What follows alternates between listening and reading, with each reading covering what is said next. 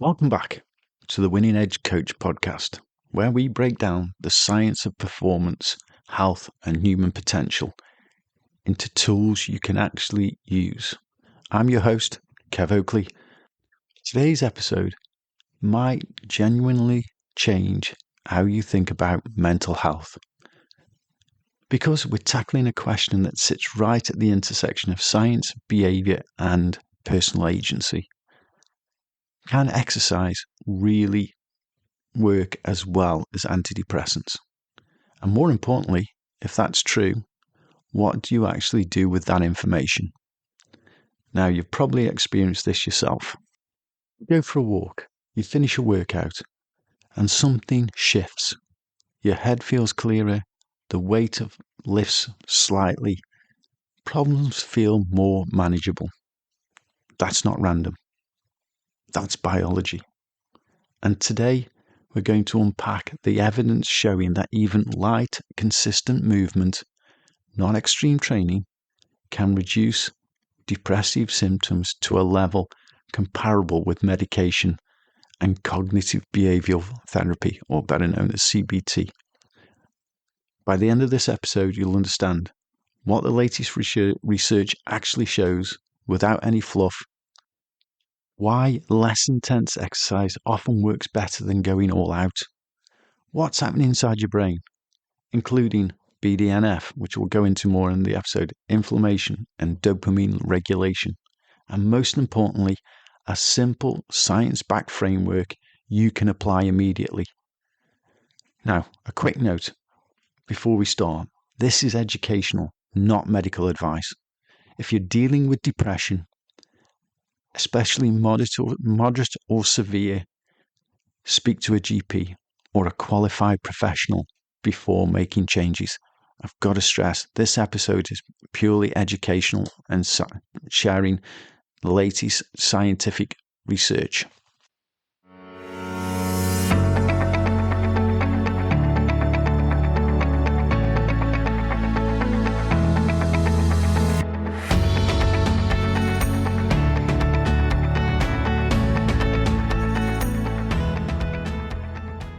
Okay, let's get into today's episode and the research that changes the conversation. Best place to start with the evidence. A large-scale review published in the Cochrane Library, one of the most respected sources in clinical research, analysed 69 randomised controlled trials covering nearly 5,000 participants. And that's the key, the number of participants. These weren't just casual observations. These were structured interventions involving people diagnosed with depression or scoring high on validated depression scales. Participants were typically split into two groups: an exercise intervention group, a control group, often usual care, waiting lists, or minimal intervention, and the exercise itself varied.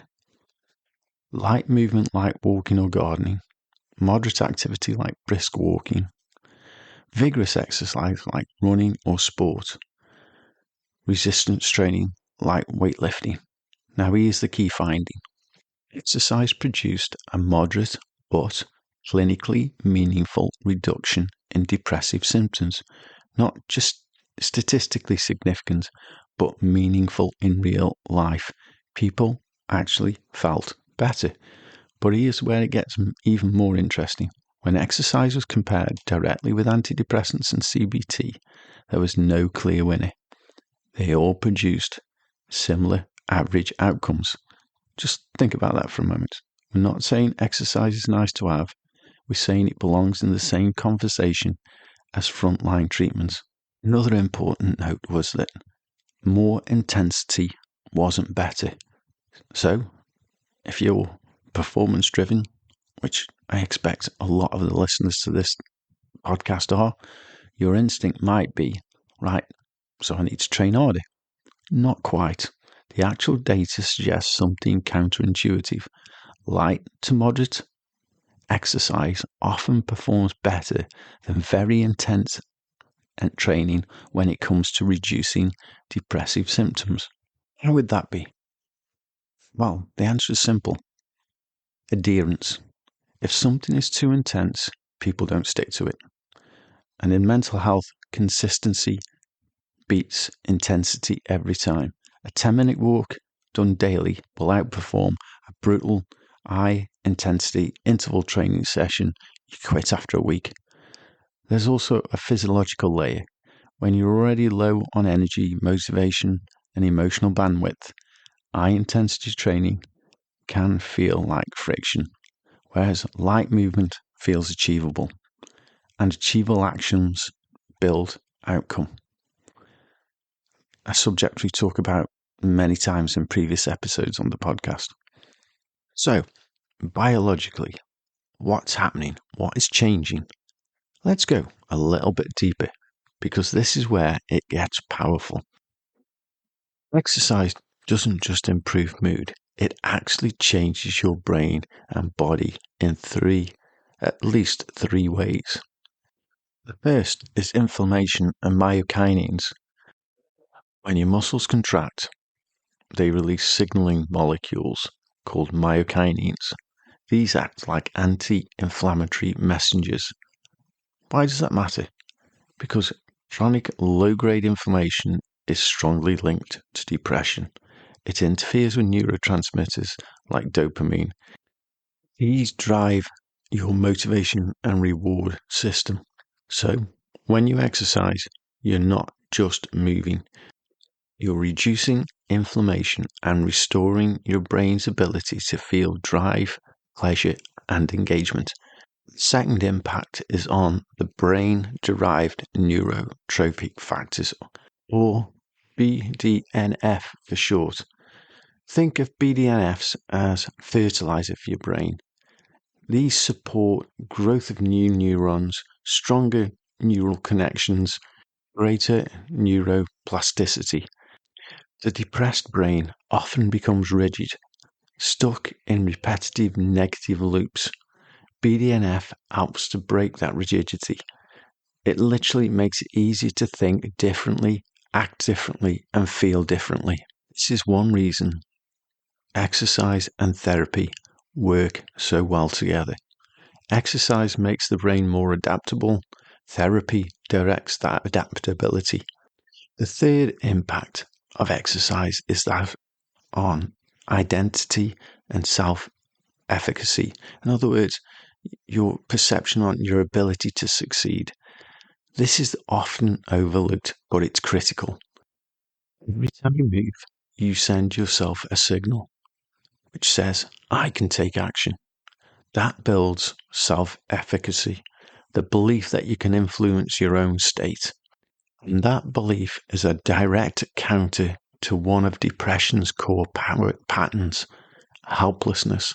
So yes, exercise changes chemistry, but it also changes identity. Those are the impacts or changes or improvements that exercise has on the brain and body. Now let's look at a practical framework on how to apply this. Let's make it real, because insight without action is useless. Here's a simple evidence-based framework built around three principles.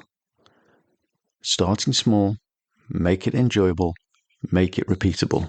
Again, I'd just like to remind you, if you are suffering from severe depression or moderate depression, please see a qualified GP, counsellor, etc. And if you're taking exercise for the first time, again, consult with your general practitioner. This is just a framework, it's a suggestion. This is not medical advice. It is just for educational purposes. This step in our three-stage framework is start smaller than you think. Make it so easy that you can't miss. If someone is struggling, the goal is not optimization. The goal is initiation. Start with 10-minute walks, light stretching, basic body weight movements. Minimum effective dose beats ideal but unrealistic targets. Just make it so easy you can't miss. If 10 minutes seems too long for a walk, just 5. Just get out, walk to the end of the road. Step 2 in our framework. use the anchor habit strategy. Attach movement to something you already do. For example, walk after lunch, squats while the kettle boils, stretch before bed. This removes decision fatigue, and then consistency will rocket. The third step in our framework is to combine aerobic exercise with strength training. The evidence suggests a combination works best. A simple weekly structure could look something like this: 3 walking sessions, 10 to 30 minutes, 2 short strength sessions, 20 minutes max. Strength training is particularly powerful due to its effect on mitokinins and BDNF. And remember, in the early days, make it so easy that you just can't miss. In other words, if those times seem a bit long, reduce it. Even the commitment to 1 minute or 2 minutes moves the needle, gets you active. Further step to add would be track behaviour, not mood. Don't ask, do I feel better yet? Ask, did I show up today? Mood follows behaviour, not the other way around. Lastly, build a different identity. Change the label that you give yourself. So shift the internal narrative from I'm trying to fix myself to I'm someone who moves daily to support my brain, or I'm somebody who exercises every day, or I'm someone who strength trains twice a week. That identity is what sustains long-term change. Now, if you want to turn all that information into something structured, let's look at what a practical model or a simple 10-week protocol would look like. And I'll include a breakdown of this in the show notes. So weeks 1 and 2 could look something as simple as 10 to 15 minutes walking 4 or 5 times a week. So that could be just getting out the house at lunchtime, 10 minutes, that's it. Weeks 3 to 6, 20-minute brisk walking 3 times a week, 1 to 2 light strength sessions per week. And again, with the strength sessions, as you build it in, tie it into something you already do. It could be just as simple as squats while you boil the kettle, or keeping a little light weight or something with a bit of weight by your desk and doing a few tricep curls. Keep it simple. Remember, the motto is, in the early days, make it so easy that you just can't miss. Weeks 7 to 10, 30 minutes of moderate activity 3 times a week, 2 strength sessions of basic compound movements. Now, this is where you want to contact a PT. Don't have to, but get some guidance, get proper form, the right way to do the exercises, but you're building momentum. Key is, as I keep saying, keep it simple, keep it consistent. That's what moves the needle. That's what makes the change. I want to expand a little bit now and look at how a coach or this can be applied for coaches in a real world or real life application. If you're working with clients, athletes, or even friends, this is where nuance matters. Avoid the trap of saying, just exercise. Instead, lower the barrier. Let's try 5 minutes. Focus on the wins. So in other words, when they've gone out for that 10-minute work, say you showed up. That's it. That's the important thing. Keep it simple. Remove the pressure. Consistency over performance. And where needed, integrate with therapy and medical support. This is not either or, it's both. Here is what we know from today's episode. Exercise is not just beneficial, it's therapeutic. It works through inflammation, brain chemistry, identity, and behavior. And in many cases, it can stand shoulder to shoulder with traditional treatments. But the real question is, what are you going to do with that? Not next month, not when motivation appears, because motivation doesn't just appear. Motivation comes from action and consistency. Not this week, today. What are you going to do with this information today? Your edge doesn't come from extremes. It comes from consistent, repeatable actions. A walk, a short session, a single decision to move. Because sometimes the most powerful shift doesn't start in the mind. It starts with the body, and from there, everything else follows. Thanks for listening to today's episode of the Winning Edge Coach podcast. If this episode helped, please share it with somebody who needs it. And again, need to emphasize, today's episode was purely for educational purposes. It's not medical advice. It's not therapeutic advice.